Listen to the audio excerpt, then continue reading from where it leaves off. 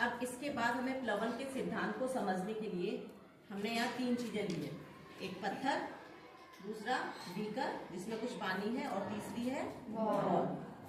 ये वेट में अंतर है इनके में। तो इनके साथ क्या होता है, देखो पत्थर क्या हुआ, क्या बीकर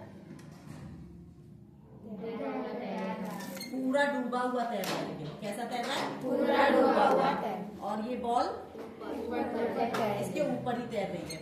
ऐसा क्यों हुआ?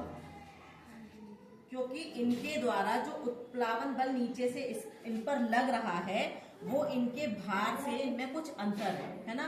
जैसे मैंने तुम्हें बताया था कि अगर हम वस्तु का भार W1 माने और उत्प्लावन बल जो लग रहा है वो W2 है, अगर वस्तु का भार ज्यादा होगा, वस्तु का भार उसके द्वारा लग रहे वस्तु द्वारा लग रहे उत्प्लावन बल से ज्यादा होगा तो वस्तु क्या होगी, रुक जाएगी।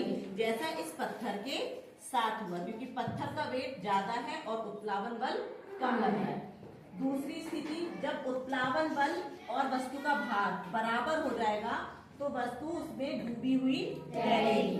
जैसा इस बीकर के साथ हो रहा था कि इस पर जितना बल बीकर लगा रहा है, नीचे से उत्प्लावन बल भी उस पर उतना ही लग रहा है। ये दोनों बराबर है, इसलिए ये क्या हो रहा है, डूबा हुआ तैर रहा है।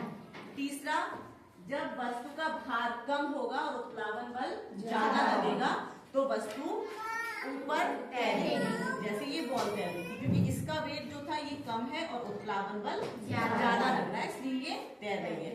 तो जब वस्तु का भार वस्तु द्वारा हटाए गए पानी के भार के बराबर होता है और तो वस्तु उसमें पूरी तरह से डूबी हुई तैर रही है। इसी को हम प्लवन का सिद्धांत कहते हैं। ठीक है।